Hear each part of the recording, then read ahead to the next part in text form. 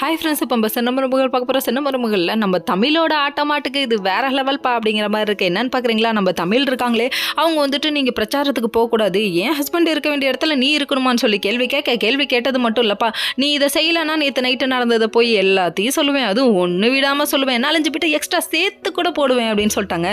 சும்மா மிரட்டல் வேற லெவலில் இருந்ததா அப்படிங்கிற மாதிரி ஆயிடுச்சு. அது மட்டும் இல்லைங்க, காற்று இப்போ ஏன் பக்கம் வீசுதுப்பா, நான் சொல்கிறத நீ கேட்டுதான்ப்பா ஆகணும் அப்படின்ட்டாங்க.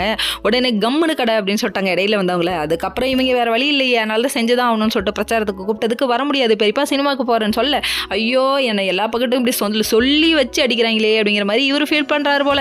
கண்ணா நீ பார்த்த வேலை அப்படி கண்ணா, அடி வாங்கி தான் ஆகணும் அப்படிங்கிற மாதிரி ஆயிடுச்சு. இன்னொரு பக்கம் இவங்க நீங்களாம் யாரும் வர தேவையில்ல, நானே போய்க்கிறேன் அப்படின்னு சொல்லிட்டாங்க. நம்ம சேது வரப்போனது கூட யாரோட உதவி எனக்கு தேவையில்லைன்னு ராசங்க ஐயா திடீர்னு வீம்பா முடிவு எடுத்துறாரு. மீசக்கார நண்பா உனக்கு ரோசம் அதிகப்பா அப்படிங்கிற மாதிரி இருக்குது.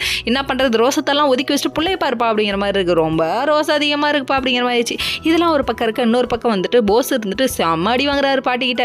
என்னடா அது, என்னடா நினச்சிட்டு இருக்கேன்னு சொல்லி கேட்க, இப்படி ஒருத்தி பிளாக்மெயில் பண்ணுறான்னு உங்கள்கிட்ட சொல்ல முடியுமா பாட்டி, ஏன் பாட்டி இப்படி பண்ணுறீங்க அப்படிங்கிற மாதிரி ஆயிடுச்சு.